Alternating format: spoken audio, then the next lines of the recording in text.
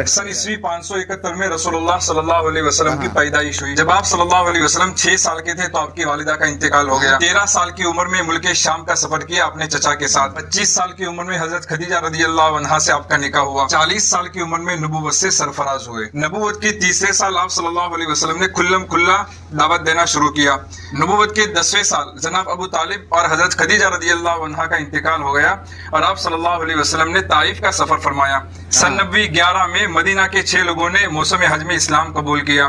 सन नबी 12 में आप सल्लल्लाहु अलैहि वसल्लम ने आसमानों का सफर किया, यानी कि मेराज का वाकया पेश आया और मदीना के 12 लोगों ने इस्लाम कबूल किया। सन नबी 13 में मदीना के 75 लोगों ने मौसम हज में आप सल्लल्लाहु अलैहि वसल्लम से मुलाकात की और आपको मदीना आने की दावत दी। आप सल्लल्लाहु अलैहि वसल्लम ने उनकी दावत को कबूल किया और सन नबी 13 में ही आप सल्लल्लाहु अलैहि वसल्लम ने मदीना हिजरत फरमाई। हिजरत के पहले साल मस्जिद नबवी की तामीर हुई।